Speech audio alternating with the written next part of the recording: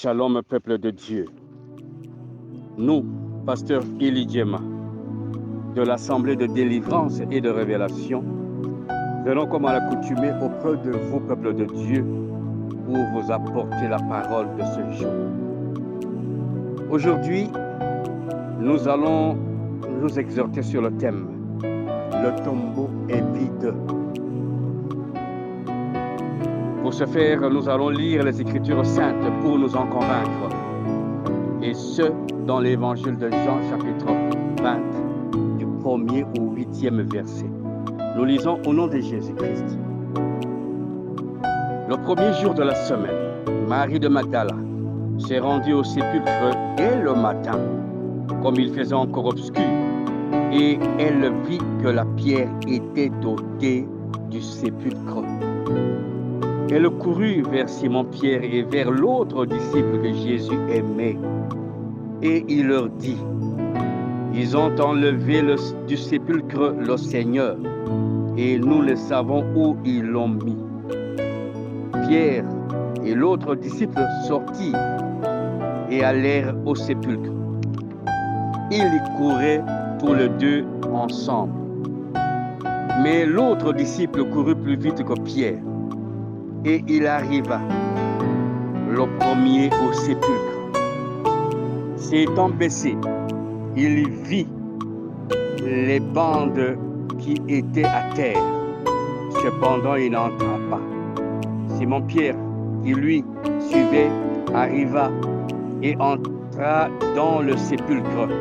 Il vit les bandes qui étaient à terre et le linge qu'on avait mis sur la tête de Jésus, non pas avec les bandes, mais plié dans un lieu à part.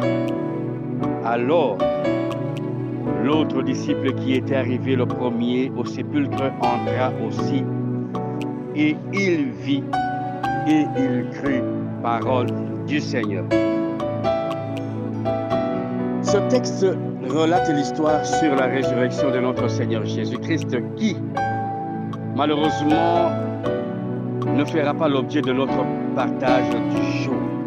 Cependant, notre attention est fixée sur un fait historique qui n'est pas encore suffisamment exploité par des prédicateurs. Il s'agit de l'apôtre Pierre, première personne à entrer dans le tombeau de Jésus-Christ après sa résurrection. Pierre était disciple de Jésus-Christ, le type de chrétien d'aujourd'hui, qui raisonne, qui agit, qui se préoccupe à la manière des hommes, avec des doutes, des hésitations, et avec la persévérance lorsqu'il le faut. À l'annonce par Marie de Magdala que le corps du Seigneur avait été enlevé, Pierre et l'autre disciple que le Seigneur aimait s'étaient mis en route pour vérifier, pour s'en rendre compte et pour palper la réalité. Âgé qu'il était, il avait été dévancé au sépulcre par l'autre disciple qui, bien qu'arrivé en premier lieu, n'était pas entré dans le tombeau. Seul Pierre qui vint et entra le premier dans le tombeau pour déclarer, pour confirmer que le tombeau était vide. Des interrogations défilaient dans leur tête sur la destination du corps du Seigneur. Pourtant, Jésus-Christ lui-même avait annoncé sa mort et sa résurrection. Seulement, l'homme, face à la mort, émet toujours des doutes quant à la résurrection. Et c'est là bien que Jésus ait ressuscité Lazare, frère de Marie et de Marthe. L'obstination au doute est la cause de beaucoup de déboires, de beaucoup de manques de miracles dans le chef des enfants de Dieu. Bien-aimés dans le Seigneur,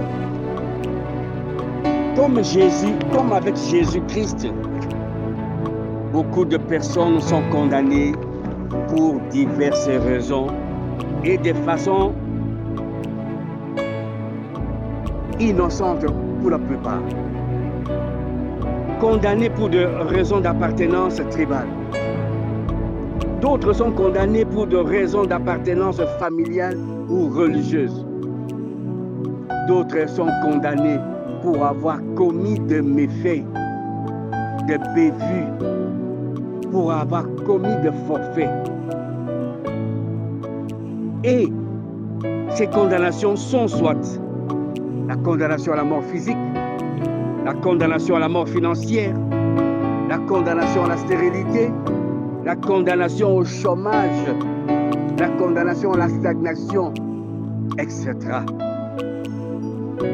D'autres sont condamnés et emprisonnés et placés sous la surveillance de geôliers et de caméras.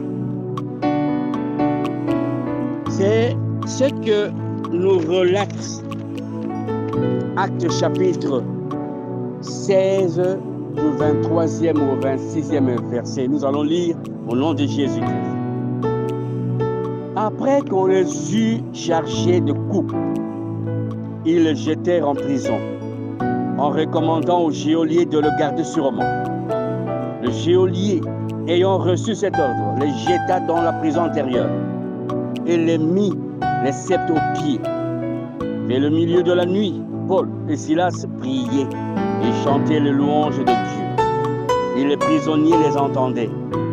Tout à coup, il se fit un grand tremblement de terre, en sorte que les fondements de la prison furent ébranlés.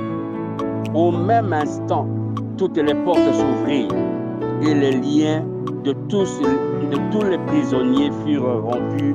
Parole du Seigneur.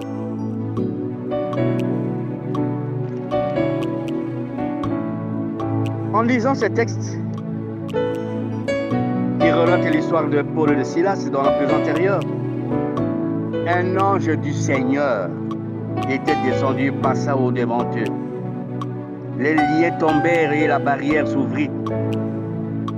D'autres d'elles-mêmes, et ils sortirent sans que les gardes ne s'en rendent compte. Il est bien vrai que comme pour le cas de notre Seigneur Jésus-Christ, Paul et Silas aussi, toi et moi sommes condamnés et emprisonnés.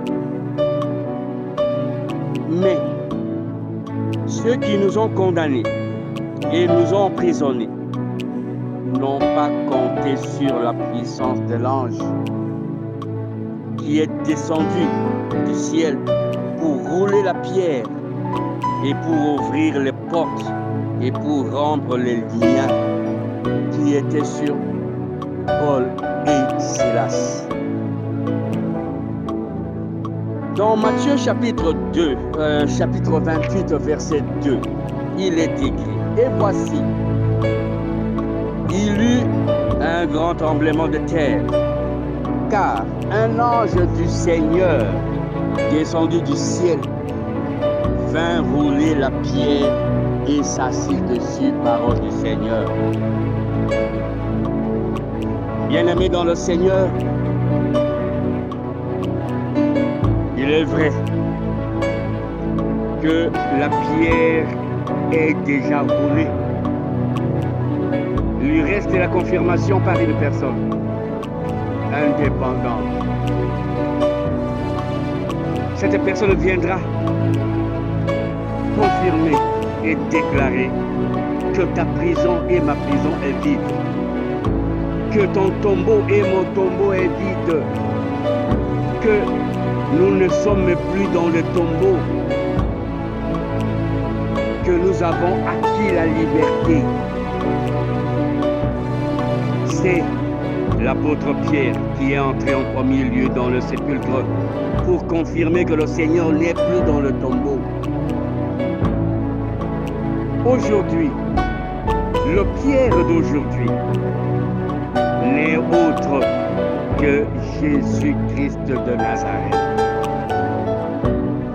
Il déclare pour toi et pour moi, modestement et avec fermeté, que nous ne sommes plus dans les tombeaux, que nous ne sommes plus dans les prisons de famille, que nous ne sommes plus dans les prisons de quartier, que nous avons recouvré notre liberté, que nous avons récupéré tout ce que nous avions perdu. Nous avons récupéré ce jour, la paix, la santé, le travail, la fécondité. Nous avons récupéré tous nos biens matériels. Nous avons récupéré nos dons spirituels qui étaient étouffés, écrasés par les geôliers. Les autres membres de la famille sont déliés, libres à cause de nous. Parce que la parole de Dieu a dit que d'autres prisonniers aussi étaient déliés de liens. Il ne reste qu'ils constatent, ils c'est qui, ceux-là qui nous ont condamnés, nos geôliers de famille, nos geôliers de quartier, nos geôliers de tous bords. Il ne reste que ce jour, ils constatent que les tombeaux sont vides. Ils constatent que les prisons sont vides. Ils constatent que nous avons tout récupéré. Le travail, le mariage, le ministère. Que tout est récupéré. Maranatha. Pasteur Élie Djema, ouvrier de la 11e heure. Pour tout contact éventuel, plus 243 89 18 78 834. Vous pouvez aussi nous contacter pour recevoir nos prédications et enseignements sur YouTube en tapant Assemblée de délivrance et de révélation. Vous prions de vous abonner pour être servi des plats du ciel.